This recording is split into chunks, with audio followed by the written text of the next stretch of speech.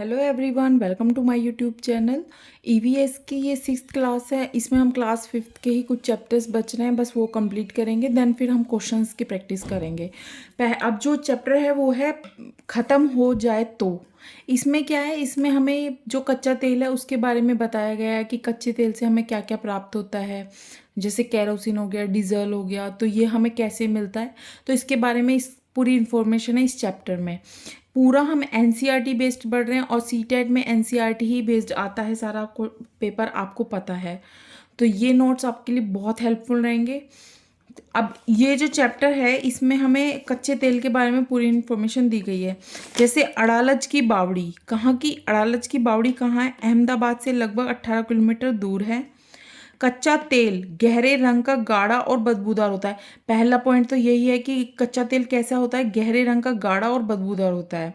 इसे साफ करने के लिए रिफाइनरी में भेजा जाता है। इस तेल से हमें kerosene, diesel, petrol, engine oil, fuel for aircraft, क्या क्या मिलता है, इन बातों का ध्यान रखिएगा। इससे रिलेटेड मैं क्वेश्चन आपको दिखाऊंगी। एलपीजी, मोम, कोलतार, ग्रीस भी इसी से मिलता है। प्लास्टिक व पेंट बनाने के भी तेल का इस्तेमाल किया जाता है। प्लास्टिक हो गई या पेंट बनाने, जो हमारा प्लास्टिक पेंट होता है उसे बनाने के लिए हमें किसका इस्तेमाल, ये प्लास्टिक पेंट है। प्लास्टिक पेंट बनाने के लिए भी हमें कच्चे तेल का प्रयोग किया जाता है।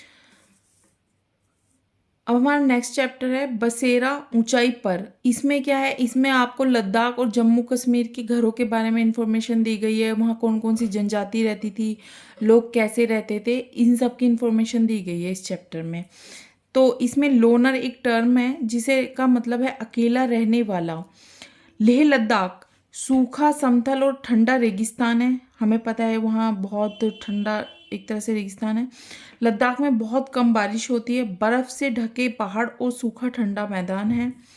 झूले झूले, झूले झूले का क्या मतलब है, ये भी एक टर्म दी गई है। और लद्दाख में झूले झूले का मतलब होता है स्वागत स्वागत, ठीक है। लद्दाख के घर दो, पहला पॉइंट है, 2 मंजिले पत्थरों को काटकर एक के ऊपर एक रखकर बना है। उन पर मिट्टी और चूने से पुताई की हुई थी। सेकंड पॉइंट है, नीचे की मंजिल जानवरों के रहने की जगह है और ज़रूरत का सामान इकट्ठा करके रखते हैं। तीसरा पॉइंट, नीचे की मंजिल पर कोई खिड़की नहीं है। ये बात याद रखिएगा, वहाँ पे कोई भी नीचे की मंजिल पर कोई खिड़की नहीं रहती है। और क्वेश्चन में आ जाता है नीचे की मंजिल पर 2 खिड़कियाँ होती हैं, तो लद्दाख में नीचे की मंजिल पर कोई खिड़की नहीं होती। फोर्थ पॉइंट है, मोटी मोटी दीवारें, लकड़ी के फर्श और लकड़ी की छत ही ठंड से बचाती है। तो ध्यान रखिएगा, लकड़ी के फर्श होते हैं वहाँ पे, ये इंपॉर्टेंट है। अब जो चांगथांग इलाका है, ये कहाँ है चांगथांग इलाका, ये है लद्दाख में। चांगथांग इलाके का क्या था, जहाँ बहुत कम लोग रहते हों, ठीक है। अब आता है चांगपा, एक जनजाति है एक, जो चांगपा जनजाति है। चांगपा घुमंतू लोग हैं। चांगपा खास तरह की बकरियां पालते हैं जिनके बालों से दुनिया की पश्मीना ऊन बनती है। आपको पता होगा केवीएस में एक क्वेश्चन आया था ये एक शिफ्ट में, कि जो पश्मीना ऊन है वो किससे बनाई जाती है, भेड़ से, बकरी से, ऊंट से, या एक और था याक से आई थिंक। तो आंसर सब भेड़, सबको ही पता है कि ऊन ज़्यादातर हम भेड़ से ही बनती है, लेकिन उसका आंसर था बकरी। तो ये भी ध्यान रखिएगा, बकरी से बनाई जाती है पश्मीना ऊन। अच्छा, जो जो चांगपा जो जनजाति थी, इनके टेंट को क्या कहा जाता था, रेबो, ये भी ध्यान रखिएगा। लद्दाख में सर्दियों में तापमान 0 डिग्री सेल्सियस से भी कम हो जाता है और -40 डिग्री रह जाता है ओनली, है ना। अब पश्मीना ऊन के बारे में कुछ इन्फॉर्मेशन है, मोस्ट इम्पोर्टेंट। यहाँ से तो क्वेश्चन केवीएस, DSSS सीटेट में तो आते ही आते हैं। देखिए, एक पश्मीना शॉल में 6 स्वेटर के बराबर गर्मी होती है। इतनी गर्म होती है लेकिन मोटी बिल्कुल भी नहीं होती। कितने स्वेटर बन सकते हैं एक पश्मीना शॉल में, कितनी गर्मी होती है, 6 स्वेटर के बराबर गर्मी होती है, ये याद रखिएगा। बकरी के बाल इतने पतले होते हैं कि बकरी के 6 बाल मिलाकर तुम्हारे सिर का एक बाल की मोटाई है। एक बुनकर 250 आवर्स बुनाई करे जब जाकर एक पश्मीना शॉल तैयार होता है। कितने घंटे काम करना पड़ता है एक शॉल बनाने के लिए, 250 आवर्स, ये ध्यान रखिए। अब जो रेबो टेंटो के पास ही भेड़ बकरियों को रखने के लिए एक जगह बनी है जिसे चांगपा लोग लेखा कहते हैं। तो आप ये ध्यान रखिएगा, जो भेड़ बकरियों को रखने की जगह होती थी उसे हम लेखा कहते थे। ठीक है। लेखा की दीवारों को पत्थरों तथा चट्टानों को एक दूसरे पर रखकर बनाते हैं। हर परिवार अपने जानवर के झुंड पर पहचान के लिए खास निशान बनाता है। अच्छा, अब तक तो हम लद्दाख के घरों की बात कर रहे थे, अब हम कर रहे हैं जम्मू कश्मीर, श्रीनगर। जो श्रीनगर के घर घर घर एक नज़र, हाउस बोट। श्रीनगर में हाउस बोट 80 फीट तक लंबी और 8 से 9 फीट चौड़ी होती हैं। अब हाउस बोट और कई बड़े घरों के अंदर की छतों पर लकड़ी की सुंदर नक्काशी होती है। इनमें से एक खास डिज़ाइन ख़त्म बंद है। तो आपसे पूछ सकता है कि जम्मू कश्मीर में एक जो खास डिज़ाइन है उसको क्या कहा जाता था? ख़त्म बंद। ये याद रखिएगा, जो जिक्सा पजल जैसा दिखता है। तो आपको एक क्वेश्चन बन सकते हैं कि ख़त्म बंद हो सकता है कौन सा, क्या उस डिज़ाइन का नाम क्या है? तो आपको याद रखना है ख़त्म बंद। यहाँ के घरों की खासियत है ये जालीदार खिड़कियाँ, ये बाहर की ओर उभरी होती हैं, इन्हें डब कहते हैं। इनमें बैठकर बाहर नज़ारा शानदार दिखता है। अब ये भी पूछ सकता है कहाँ के घरों की बात है? यहाँ के घरों की खासियत ये है जालीदार खिड़कियाँ, ये बाहर की ओर उभरी होती हैं, जिन्हें डब कहते हैं। ये कहाँ की बात हो रही है? जम्मू एंड कश्मीर की। और अच्छा, जम्मू एंड कश्मीर में एक जनजाति पाई जाती है, बकरवाल जनजाति। जम्मू एंड कश्मीर के मैदानी इलाकों में रहने वाले ये लोग बुनियादी तौर पर गुज्जर हैं। उनको यह नाम कश्मीरी बोलने वाले विद्वानों ने दिया। मुख्य काम भेड़ बकरी चराना है।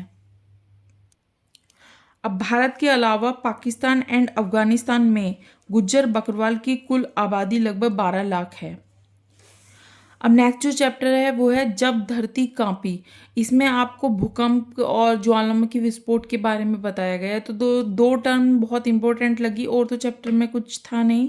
जैसे रेक्टर स्केल क्या होता है? रेक्टर स्केल होता है भूकंपों की तरंगों की तीव्रता मापने के लिए एक गणितीय पैमाना है। आपको पता होगा 6 से 7 लिमिट से ज़्यादा अगर भूकंप आए तो क्या होता है? तबाही मचा देता है वो। तो उसी चीज़ का एक मतलब मेथड मान लीजिए आप कि हम भूकंप की तरंगों को नापते कैसे हैं, उसका एक मेथड है। और सिस्मोग्राफ क्या होता है? सिस्मोमीटर कहते हैं एक उपकरण है जो भूकंप ज्वालामुखी विस्फोट भूकंपीय तरंगों के कंपन को नापता है कि कंपन होता है ना धरती पर, उसको रिकॉर्ड करता है कितना है कितना नहीं है। ठीक है। अब नेक्स्ट चैप्टर है कौन करेगा यह काम। देखिए इसमें ना आपको जो नीचे लोगों के बारे में बताया गया है, जो गंदगी उठाते हैं, कचरा उठाते हैं, जो हमारे वो गटर वगैरह साफ करते हैं, उसके बारे में इंफॉर्मेशन दी गई है। तो उससे उस चैप्टर में तो इतना इम्पोर्टेंट मुझे कुछ नहीं लगा, लेकिन जहाँ तक है जो क्वेश्चंस बनते हैं वो मैंने इस टॉपिक में डाल दिए हैं। देखिए जैसे हमारे देश का संविधान डॉक्टर BR अम्बेडकर की अगुवाई में 26 नवंबर को बनकर तैयार हुआ। बनकर कब तैयार हुआ था और लागू कब हुआ था, ये दोनों क्वेश्चंस बनते हैं और आपको याद रखना पड़ेगा। तैयार हुआ था 26 नवंबर 1949 को और हमारा संविधान लागू हुआ था 26 जनवरी 1950 को। इससे बनने में 2 वर्ष 11 माह 18 दिन लगेंगे। देखिए आपको मैंने इंडियन पॉलिटी की भी क्लासेस ली हुई हैं, आप जाकर मेरे चैनल पर विजिट कर सकते हैं, जिसका CTET पेपर 2 है, उसमें आपको बहुत हेल्प मिलेगी। आप जाके मैंने प्लेलिस्ट बनाई हुई है, चेक कर सकते हैं, इंडियन पॉलिटी के नाम से है। गांधी जी का जन्म पोरबंदर गुजरात 2 अक्टूबर 1869 में हुआ था। इनकी मृत्यु 30 जनवरी 1948 में हो गई थी।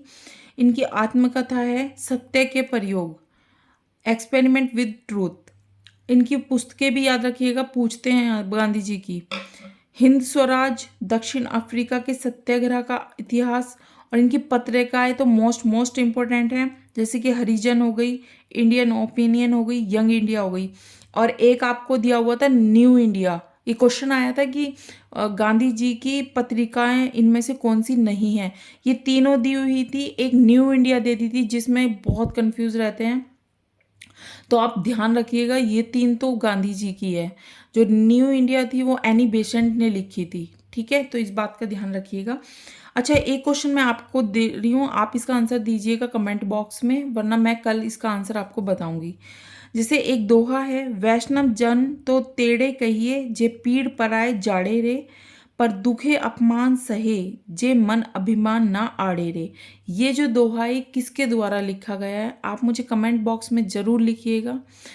और इससे मुझे लगता है आप जो ईवीएस के नोट्स पढ़ रहे हैं, आपसे क्वेश्चन सॉल्व हो रहे होंगे। आप क्वेश्चन लगाइए ज़रूर, इन्हीं के अंदर से ही पेपर बनता है, क्योंकि एनसीईआरटी का पूरा निचोड़ है ये।